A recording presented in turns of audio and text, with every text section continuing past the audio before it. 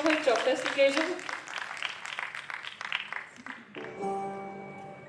Teacher होना आसान नहीं होता. पसीने को स्याही बना के पेन में भरना पड़ता है. तब जाके बच्चों की किस्मत लिखी जाती है. ठंडी आग में सोना निखरते देखा है कभी? नहीं ना, इसीलिए पहले खुद जलना पड़ता है. कभी सिलेबस बदल जाता है तो कभी टेक्नोलॉजी. टीचर पहले पढ़ता है फिर पढ़ाता है, क्योंकि जब तक टीचर का जूता नहीं घिसता स्टूडेंट्स का फ्यूचर नहीं चमकता. बच्चों की उम्र से उम्र मिलाकर दौड़ना पड़ता है. अगर खुद स्लो हो गए तो वो कैसे तेज भागेंगे. खुद की जिंदगी का गणित भले ही कितना भी उलझा हो, बच्चों के इक्वेशन को सुलझाना ही पड़ता है. टीचर होना आसान नहीं होता.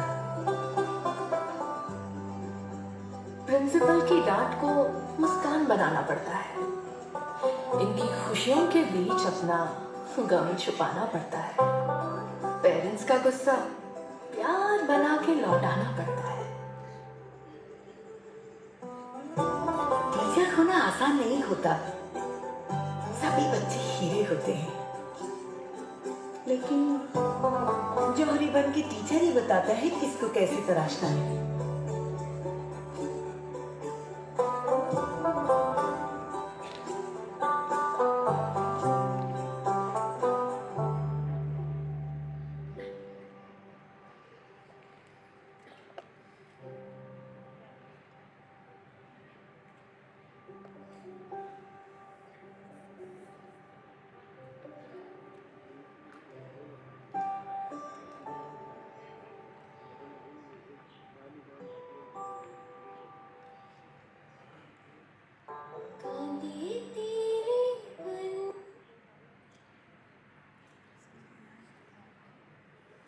ખૂબ જ સુંદર હતો વિડીયો. હવે હું જયાબેન ઠક્કરને વિનંતી કરીશ કે બે શબ્દો આપણી વચ્ચે કહેશે.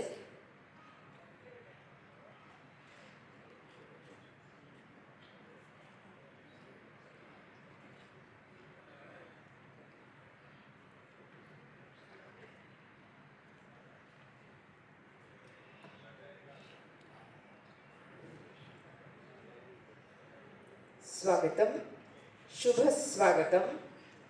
બધા જ મારા શિક્ષક મિત્રો, પ્રિન્સિપલ, વાઇસ પ્રિન્સિપાલગણ,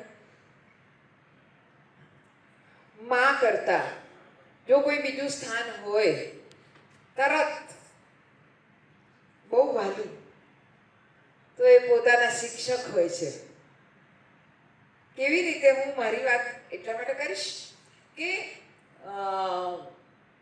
જે ટીચર આમ તો હીરા પારખું હોય, એમના ધ્યાનમાં કોણ બાળક કે દીકરી કે દીકરો, કોણ વધારે સ્માર્ટ છે, હોશિયાર છે, કોણ આગળ જઈ શકે છે ને લાવી શકાય એમ છે અમને આગળ, એ તરત જ એ લોકો માપી લેતા હોય છે. એને તમારું થર્મોમીટર તરત જ આમ કશે મૂક્યા વગર ખબર પડી જાય કે હા આ છે મારું ભવિષ્ય. એમાં ટીચરને પોતાનું ભવિષ્ય દેખાતું હોય છે અને એટલે એ એની કેર કરે છે, પેમ્પર્ડ કરે છે, એને નેરેટ કરે છે. અને એમાંથી જ કદાચ એક કલાકાર કે એક શિક્ષક કે એક ડૉક્ટર ઊભો થતો, એક સાયન્ટિસ્ટ ઊભો થતો હોય કે એક નેતા ઊભો થતો હોય, તો બધા જ તમારું સર્જન છે મિત્રો. તમારા પોતાના માટે જ થોડીક તાળી વગાડી દો. એક્સરસાઇઝ પણ છે એના બે.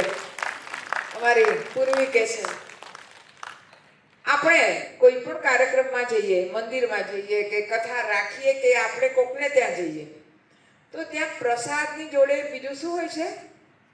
5 વસ્તુને ભેગું કરીને પંચામૃત. હું પંચામૃતની વાત કરવા તમારી સામે ઉપસ્થિત થઈ છું, કારણ કે 5:30 5 ને 5 એટલે 5 ને 30 એટલે મારે અહીંયાથી એક કાર્યક્રમ માટે ભાગવું પડશે, પણ મને એવું લાગ્યું આટલી શાંતિથી મારા પ્રિન્સિપલ એન્ડ વાઇસ પ્રિન્સિપલ બધા લોકો બેઠા હોય, itself you are all interested in a subject. અહીંયા જે પીરસાઈ રહ્યો છે એમાં યુ આર, હા કે ના? જવાબ જોઈએ ભાઈ, મને તો 2 વે હોય છે. Very good. આ વિષયને એમાંથી ચૂંટે કાઢેલા વિષયો, સ્ટ્રેસ મેનેજમેન્ટ, અને એક માં પછી શિક્ષકની આંખમાં એ તાકાત હોય છે, એ દૂરબીન હોય છે કે બાળક દુઃખી હોય, કંટાળેલું હોય, ત્રાસેલું હોય, મૂંઝાયેલું હોય, તો એને માં કરતા પહેલી એને ખબર પડી, કેમ બેટા, કેમ મોડું આજે આમ છે, કંઈ થયું છે? ત્યાં એ સમાધાન શોધે છે. અને આને આપણા ગુજરાતીમાં વાતનો વિસામો કહ્યો છે. શું કીધું છે? વાતનો વિસામો. અને તમે છો, ઘરે માં છે, પિતા નહીં, સોરી ટુ સે, પણ એ ધીરજ જોઈએ ને સાંભળવાની, એ નથી હોતી. ભાઈ હમણાં જીવ નહીં, હમણાં નહીં, પછી, પણ એ પછી આવતી જ નથી ક્ષણ. માટે જ્યાં તમને આવો સ્ટ્રેસ ખબર પડે તેવા ખાસ ચુનંદા વિદ્યાર્થીઓ માટે પણ સ્ટ્રેસ મેનેજમેન્ટ જેવું બેન પૂર્વી વિષયને જે રીતે મૂકે છે એવું તમને ક્યાંય લાગતું હોય, અથવા વાલી અને એમની જે બેઠકો તમે બોલાવતા હોય છે, હે ને, એ વખતે આ વિષયને મૂકવા જેવો લાગે છે કે નહીં? હા કે ના? બોલો ભાઈ. લાગે છે. તો આનો વિચાર કરજો.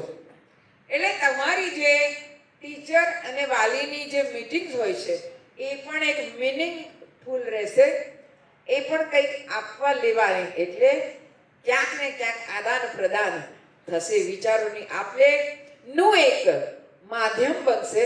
અને એ કરતાં આગળ એ સ્ટ્રેસ જો મેનેજ થઈ ગયો અને એમાં તમે રાખેલો આ કાર્યક્રમ અને એમાં અપાયેલો ટાઈમની આહુતિ, એ જો 10 વિદ્યાર્થીઓને પણ એ સ્ટ્રેસથી દૂર કરશે, તો પણ મને એવું લાગે છે કે તમે રાખેલી શિક્ષક અને વાલીની બેઠક કે બાળકો સાથેની, તો મને એવું લાગે છે કે આ કરવા જેવું છે, કરજો.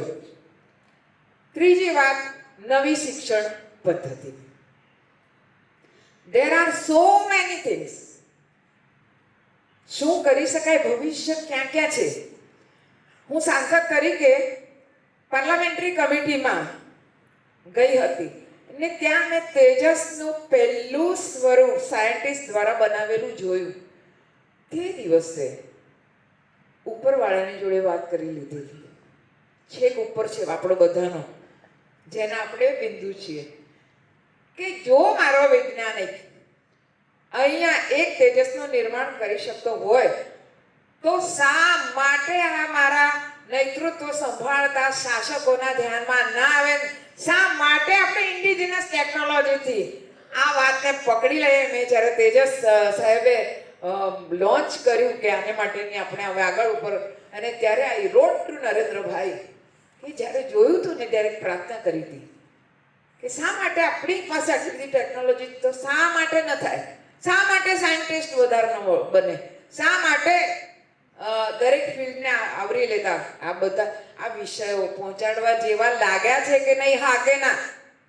ચોથી ચમચી, હા કે ના ભાઈ? છોડીશ નહીં, હા? અરે વાહ, ક્યા વાત! તો આ વિષય જ્યાં જ્યાં તમને જે વિષય ટચ કરતું લાગે તે માટે તેને ફોકસ કરતા લેક્ચર્સ રાખજો. આનો પરિપાક આ હશે, આની કથાની પૂર્ણાહુતિનો ઉપસંહાર એ હશે મારી પૂર્વી અને મારા સાહેબે આપેલા આશીર્વાદ. જ્યારે એમની પાસે ગયા વાત લઈને કે આવું કંઈક કરવા માંગીએ છે, એટલે જૂની પદ્ધતિ બધી જ વાતમાં કંઈક ને કંઈક દમ છે. અભણમાએ તૈયાર કરેલા આપણા લોકોમાં આજે જે તાકાત છે, અહીંયા ઊભી રહીને વાત કરવાની જે તાકાત છે, એ એણે આપેલા સંસ્કાર અને અભયમ સત્વ સંશુદ્ધિ જ્ઞાન યોગ વ્યવસ્થિતિ. તો શા માટે ગીતામાં જે 36 ગુણોની વાત છે એ શ્લોકને આપણા બધા વિદ્યાર્થીઓને ન અપાય? કંટાળો ગુસ્સો આવે છે. બહુ સરસ ગીતામાં કહ્યું છે, ધ્યાયતો વિષયાન પુષ સંગસ્તે સુપજાયતે સંગાત સંજાયતે કામમ કામાત ક્રોધો વિજાયતે ક્રોધાત ભવતિ સમોહ સમોહાત સ્મૃતિ વિભ્રમ સ્મૃતિ ભ્રંશાત બુદ્ધિનાશો બુદ્ધિનાશાત પ્રણશ્યતિ. શેનો ગુસ્સો આવે છે? શેનો કંટાળો આવે છે? આ નવા નવા શબ્દો આપણી ડાયરીમાં હતા નહોતા. એનો કંટાળો આવે, તરત જ કાન પકડે, ચાલ આટલા બધા કામ છે, નવરું પડવા જ નહીં દેવાનું બાળકને.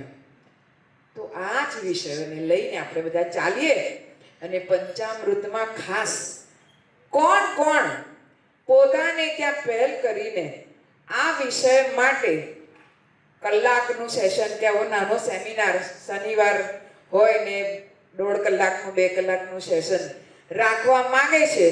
આ ઇનિશિયેટિવ અહીંયાથી શરૂ તો કર્યું છે ભાઈ. પંચામૃતની 5 ચમચીઓ તમને આપી, પણ તમે પણ તમારા બાળકોને અને એમના વાલીઓને આ પંચામૃત પીવડાવજો. કોની કોની તૈયારી છે? ખાલી મનથી હાથ ઊંચો કરે મને.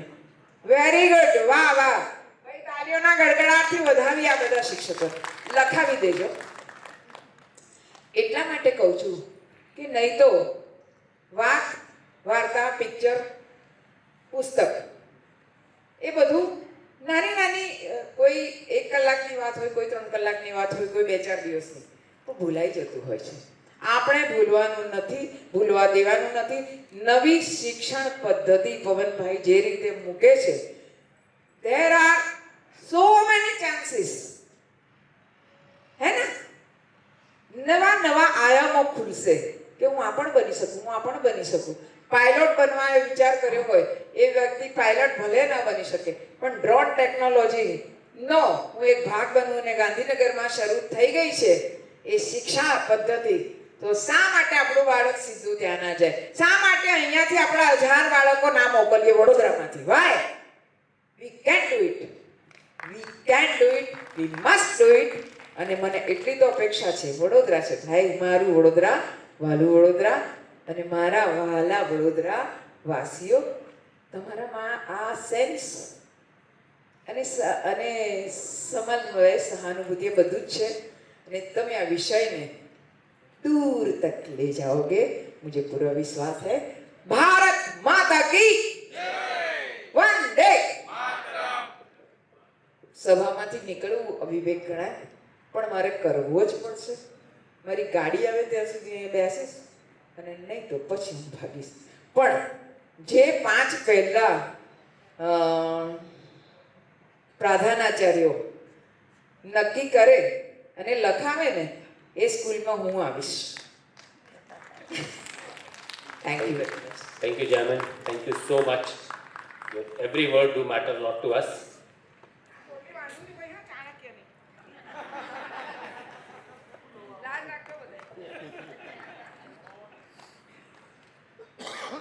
मैं अब इसको क्लोजिंग की तरफ लेकर के जाऊंगा. महाभारत काल में 2 अध्यापकों की बात आप लोगों के बीच में रखूंगा और वहीं से मेरी बात की क्लोजिंग होगी आज के सेशन की. 2 गुरु हैं, एक द्रोणाचार्य और दूसरे हैं महर्षि सांदीपनि. दोनों के पास विद्यार्थी हैं. द्रोणाचार्य के पास पांडव और कौरव हैं और महर्षि सांदीपनि के पास कृष्ण और सुदामा हैं. दोनों ने ही दोनों को पढ़ाया, पर इंटेंशन में अंतर था. द्रोणाचार्य राजा द्रुपद से बदला लेना चाहते थे और ऐसे विद्यार्थियों को तैयार करना चाहते थे कि कल वो वेल इक्विप्ड होने के बाद उनके ऑन बिहाफ जाएं और द्रुपद को हराएं और हरा करके उनके राज्य को हड़प करके द्रोणाचार्य को दें. नतीजा आप जानते हैं, बीज जैसा पड़ा था पेड़ भी वैसा ही उगा और फल भी वैसे ही मिले. द्रोणाचार्य के सामने ही कुरुवंश जो है लड़ा और द्रोणाचार्य की आंखों के सामने ही उनके शिष्य लड़ते हुए मारे गए.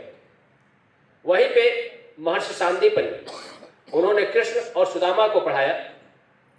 दोनों ही अलग अलग कुल से आए, दोनों ही अलग अलग बैकग्राउंड से आए, लेकिन अंत में जब भेंट द्वारका में भेंट होती है सुदामा और भगवान कृष्ण की, तो वहां पर कृष्ण के आंखों के आंसू से उनके क्लासमेट के पांव वो धो देते हैं ये एक जो बंधन बिल्ड होता है, ये सिर्फ एक अध्यापक कर सकता है, एक सिर्फ स्कूल कर सकता है।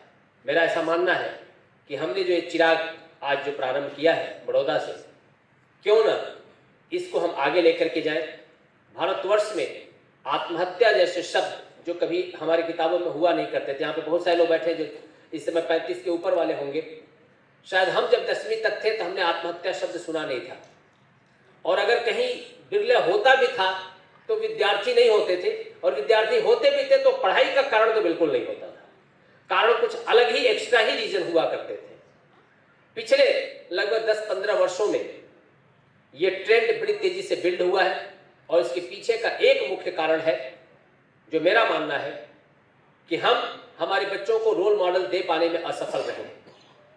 वो जिस भी क्षेत्र का विद्यार्थी हो, उसको अगर हम सही रोल मॉडल देते हैं और उसको बताएं कि बेटा इस क्षेत्र में ये व्यक्ति है जिसने इतना स्ट्रगल किया, AM नाइक, अनिल भाई, मणिभाई नाइक, जिन्होंने LNT को उस मुकाम पे लाके खड़ा किया है कि जब भारत का सबसे बड़ा स्टैच्यू दुनिया का जब बनाना हुआ, भारत के सबसे बड़े सपूत सरदार पटेल का, तो इस कॉन्ट्रैक्ट को लार्सन एंड टुब्रो को दिया गया, क्योंकि that company was led by A Gujarati, AM Naik.